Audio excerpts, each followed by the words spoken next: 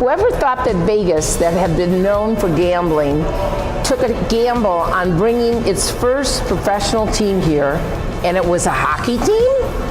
Well, the Vegas Golden Knights have come and conquered, and the city is now hooked. Let me introduce you to Carrie Buboltz, President and COO of our most winning Vegas Golden Knights, who have gotten to know, and what a winner he is too. Carrie, tell us about how this team all came about, how you got on board, and your role in it. Well, we're excited because we've been on the ground now for 15 months, and Las Vegas is a terrific city. They've been just incredibly engaging and supportive of what we're doing here, but it really started 3+ years ago with Bill Foley. He wanted to bring NHL hockey to Las Vegas. He approached the National Hockey League, started a process with them. We were ultimately able to fill out an expansion application, and they gave us the ability to go out and start a ticket drive. And the market really stepped up. There were over 16,000 ticket deposits that came in through that process. And then June of a year ago, June of 2016, the National Hockey League said, congratulations, we're coming. And of course, we had our first game just a few months ago on October 10th. So it's live, it's real, and we're now already halfway through our inaugural season, and it's just incredibly exciting. The team is playing fantastic. And again, the market has really stepped up every single night. It's a big crowd at T-Mobile Arena. It's a lot of fun. It's so exciting. And after the October 1st mass shooting, your team has really been part of our healing process. And the fun, the excitement, everything has just, been winning, winning, winning.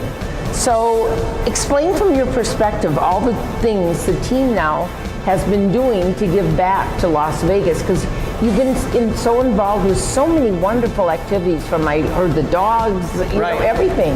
Right. Well, I think it's any sports team's responsibility to be active in its community. But obviously, with what happened on October 1st, it just it created a different bond that I don't know that any of us really understood how strong it was until that day. The day after was a little bit of a unique day in our office, but later that afternoon we got all of our players together and we said, look, everybody's aware of what happened. And it touched everybody. It really did, and so we've got some thoughts and ideas on what's happening in the market and how we can go out and show how we can be a part of the healing process. But we're not going to force any guy to go. And literally every guy raised their hand and said, not only will I do everything you've asked about Tuesday, which was 2 days after, but we also had activities planned on that Wednesday as well, and every guy said, we'll do all of it. And the guys put their jerseys on, and they literally went all over town. They went to hospitals, they went to see first responders, we went to several of the fire stations, we went to the Metro Police office, and the guys did a lot of hugs and just said, we're here for you. And incredibly we proud. Saw that. Yeah, I was very proud of them. Yeah. And these were a lot of young guys that aren't from here. And I'm sure for some of them it may have been a little bit uncomfortable, but they just stepped right up and jumped right in with both feet. We're really proud of the guys. I read that the average attendance is almost 18,000 people, right, which is almost 103% of the capacity. Right. And thanks to hundreds of people standing in the aisles and standing room only for every single game. I mean, share how this works and how you see the future is going to be. Oh, well, we know it's going to be fantastic, but there's 17,367 physical seats in the arena, but there's all these great areas in and around the venue where people have railings that they could actually stand and watch the game. And so as we started to map out what we call our manifest and started to look at the arena, we saw these areas and felt like, you know what? Some people like to stand for sporting events anyway. Why not add those to what we were doing? And so we identified between 800 and 1,000 of those standing room areas. And the great news is people have not only purchased those locations, but they've enjoyed. So we got people coming back. Purchased the standing room only. Anywhere from $50 up to $130 to stand and watch NHL hockey per game, by the way. This is unbelievable. Right, and so now we're starting to look at those areas and say, well, maybe we need to, much like a season ticket in an actual seat, why don't we sell a season ticket and you have your little standing room spot? It's really amazing, and the fact that we're over capacity every game just speaks to, again, the great reception that the market has had for the team. But it does start on the ice. The guys are working hard. They have so much effort and intensity every single game, and it's a team that is easy to be proud of because of that work ethic. And I've said forever, we can't control what the winning and losing, but what we can control is our effort. And these guys are bringing it every game, and we're very proud of them. Yeah, it's an amazing thing to watch from afar and coming here and being at a game. So now I'm hearing about the hordes of fans that actually also come to right where we are today, right? The City National Arena, which is all around us, and we're going to get to see a little bit later, right? The practice. But these watch parties, I hear they're incredible. Yes. And people come for these, and they're so much fun. And don't forget to talk about the good food. Right. No, absolutely. Well, first of all, every practice in the National Hockey League, so not just here, but all of the teams around the league, they're free and they're open to the public. So this is something that plays out throughout the NHL. And we'll have anywhere between 300 and 600 people that show up. Actually, we have a practice here shortly, and it'll be a capacity crowd here in the afternoon. And they'll be watching the guys work out and practice, and then some of our players will be available for autographs, so the kids can get autographs, which is really, really exciting and fun. But just to get back to the watch parties, so whenever the team is on the road, whether it be at different locations, so Top Golf, McKenzie River Pizza, Born and Raised, the Park District down by T-Mobile Arena, down in the Strip. There's a lot of different places where we have official team watch parties. We have all of our exciting, like the night and our performance teams and our mascot. They show up and they add to the atmosphere.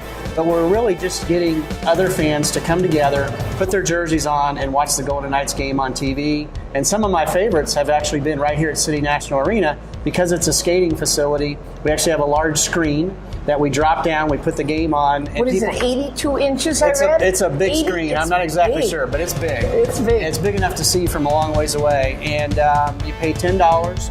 You get to skate for 3 hours. Ooh. So you get your skate rental, you get to skate, and you get to watch the game and have a great time. And it really is a perfect atmosphere. So it's a skate and watch party. So our viewers could go to these all the time? Go to VegasGoldenKnights.com, and you'll see the next posting for when our next skate and watch party is. And again, it's just a real blast. There's also a lot of other information about other watch parties that we have in the market. And again, it's all about bringing people together to watch the Golden Knights. And I think that's one of the funnest things that we do, in that we're knitting this community together. You mentioned, so you got people from all over the country who have relocated to Las Vegas, and maybe they have their own passions from their teams back in their home markets.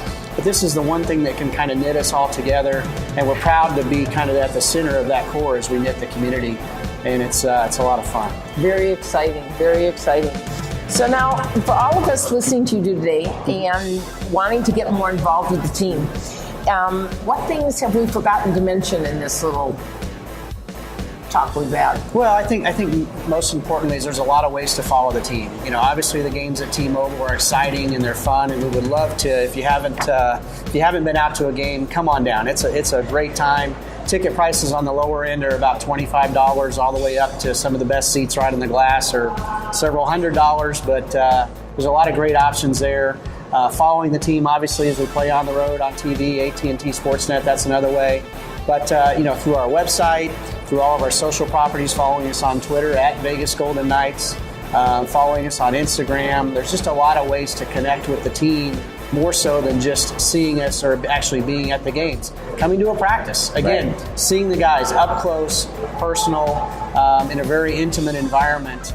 There's a lot of unique ways to connect, and just would love to have you on board. It's a lot of fun. Like I mentioned to you, my neighbors next door had tried to get rid of their season tickets on nextdoor.com. Right. And they were they got inundated by people. Right. What are you going to do about the size? And are you going to bust the walls here? Is this your future? So we can buy more tickets and go? No, there's not much we can do about the size of T-Mobile. So again, we've got as creative as we could with the standing room areas, but we're really at capacity there. But again, that's why we want to give other avenues for people to be able to connect to the team, and that's why the skate and watch parties that we talked about, the open practices, there's just all these other ways that people can still be a fan even if they can't come to an actual game. every single time. Because this holds the capacity, how many people? We can get about 1,000 people here at City National. 1,000 people. Yeah, Okay. yeah. Well, Carrie, we're so thrilled and excited and proud of all of you in the organization. Thrilled to watch the players and inspired by them and how they have helped our city in so many ways. Thanks so much for sharing with us today, Carrie, and letting us gain some insight to this most wonderful team. This has been a lot of fun, and do know we're all watching and rooting you on and to even more victories. There you go. We'll take it. Okay, so this is Judy Lloyd wearing my new Golden Knights pin that Carrie was so nice to give me, reporting for Sun City Anthem Television, saying, "Go Vegas Golden Knights." Go Knights, go. Go Knights, go!